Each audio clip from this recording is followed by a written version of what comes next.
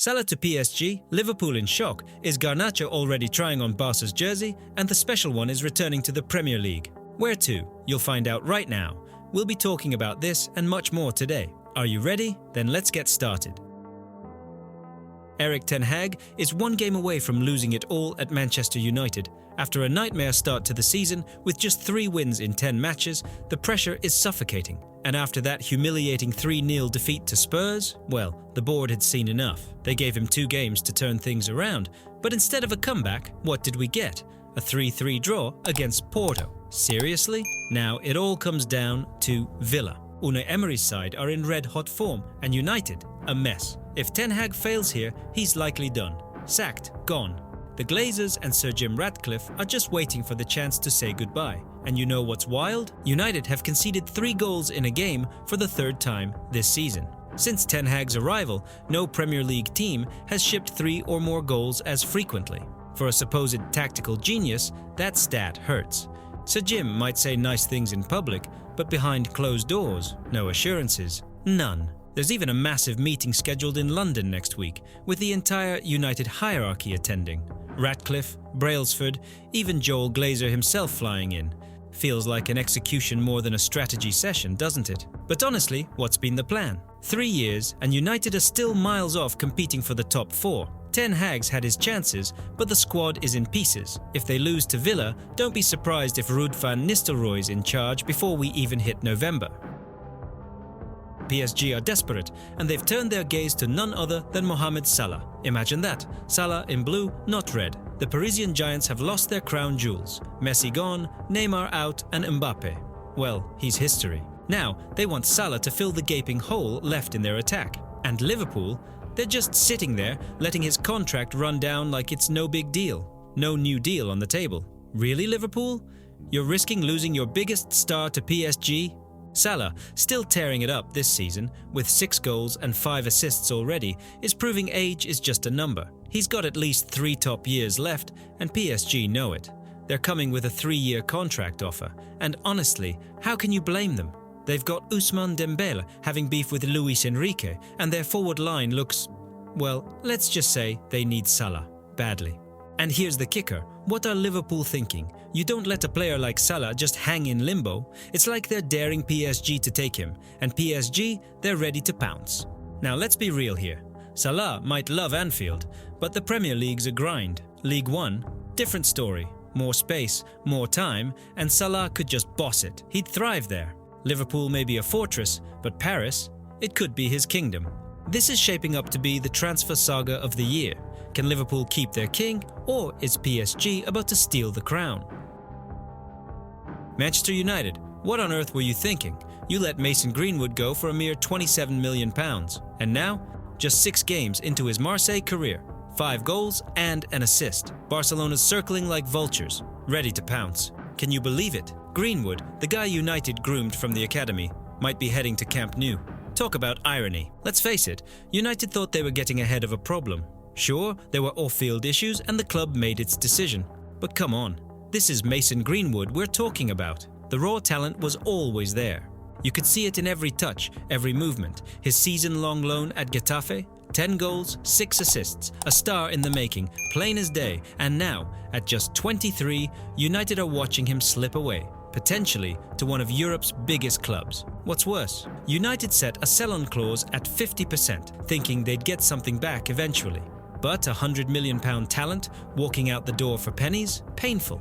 And now they're left hoping for a few scraps if Barcelona, or PSG for that matter, pulls the trigger. It's just classic United, right? Offload him thinking they're dodging trouble, and boom, he's killing it. Sure, the baggage is there, and any club that goes for him will have PR headaches, but the talent, you can't ignore it. Barca, PSG, Champions League clubs are all queuing up. United fans, would you take him back now, knowing what's happening? Erling Haaland's future at Manchester City is teetering on the edge, and it all comes down to one mind-blowing demand: a £100 million release clause. Yes, you heard that right. Haaland, the unstoppable force of nature, is ready to stay at City, but only if they agree to let him go for that price. £100 million for Haaland? That's peanuts in today's market. Real Madrid, PSG, they'd be lined up in seconds with their wallets wide open. But City, they can't just roll over, letting Haaland slip through their fingers for £100 million. That's daylight robbery. Imagine it, Europe's giants, snapping him up without even blinking. How could City survive without him? And then there's Barcelona. Oh, Barca! They're dreaming of Haaland, even with their finances in absolute tatters. What on earth is Laporta thinking? He'd have to sell Lewandowski, Christensen, Koundé. Heck, half the squad, just to even get close to Haaland's demands. Lewa, on £250,000 a week, would be the first to go. Barca might fantasize about pairing Haaland with their young stars, but let's be real. It's pure fantasy. Haaland in a Barca shirt? It's a pipe dream, especially with their financial mess. No way, not anytime soon. And now City are at a crossroads. Do they give in to Haaland's demand, or do they fight for more? City fans must be on edge. Losing Haaland for £100 million? That would be a disaster. How do you even begin to replace a player like that? Alejandro Garnacho, the Argentinian sensation tearing it up at United, could be on his way out. Barcelona and Juventus are circling, ready to snatch Ten Hag's most prized asset, but what's really going on here? Just look at the stats. 503 minutes, 4 goals, 3 assists. This kid's a game changer. A goal contribution every 72 minutes, and yet he's stuck on the bench. What's going on in Ten Hag's mind? How can you leave talent like that sitting on the sidelines? It's no wonder Barca and Juve are ready to pounce. Barcelona, the kings of "we'll take him for cheap," have Garnacho as their plan B or C. Really, this is the future of football, and they've got him as a backup plan? Makes you laugh, doesn't it? Still, with Ferran Torres possibly on the way out, Garnacho could be their golden ticket if they're willing to fork out £50 million. For Barca, not so sure. Their pockets aren't as deep as they used to be. And Juventus? They need firepower, but can they afford him? The financial mess they're in might say otherwise. But here's the kicker. Garnacho's not happy. Rumours of a row with Ten Hag are flying, and can you blame him? This kid's 20 years old and he's being benched like a reserve. If I'm Garnacho, I'd take Barca's offer in a heartbeat. There's no future at United with this kind of treatment. The question is, will Barca or Juve break the bank to get him? The special one could be back in the Premier League. José Mourinho, who's tearing it up in Turkey with Fenerbahçe, seriously, they're on a winning streak, is being linked with Everton. Can you believe it? From Turkish delight to struggling Toffees, life really does take some wild turns. Everton's sitting 16th in the Premier League.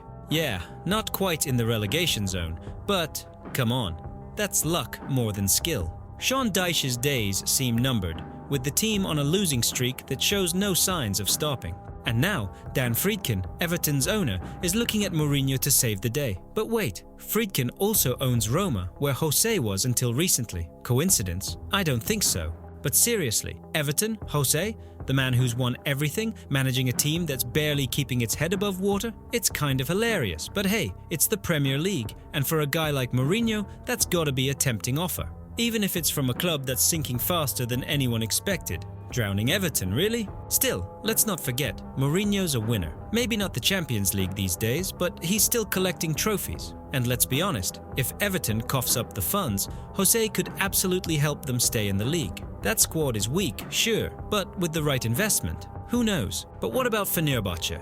Will they let him go without a fight?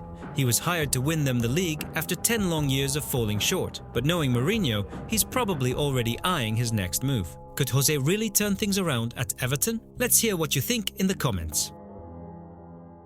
Juventus and Sergio Ramos. What a breathtaking twist in this beautiful game. Just when you think it couldn't get any more dramatic, the football world throws us a curveball. Gleison Bremer's ACL injury is a gut punch for the old lady, knocking him out for the entire season. The stakes couldn't be higher, and now Juventus find themselves scrambling for answers. And here comes the legend himself, Sergio Ramos. At 38, is he still capable of being the rock at the back? Absolutely. He's not just any player, he's a warrior. Even at this stage of his career, Ramos exudes that killer instinct and fierce leadership that can galvanize a team. Just picture him donning the black and white stripes, charging onto the pitch like he owns it. He's been training hard, sharing workout videos like a man on a mission. You can feel the fire in him. While others may settle for a quieter life in leagues like Saudi Arabia or MLS, Ramos is hungry for a true challenge. He craves that European spotlight. Imagine the roar of the Juventus crowd as he strides onto the pitch for the first time in Serie A. This isn't just a transfer, it's a statement. Yes, it may feel like a gamble, but with Ramos, you're not just signing a player, you're inviting a legend to ignite the passion, the history, and the fight that defines this club. Can Juventus afford to miss out on this opportunity? The answer is a resounding no.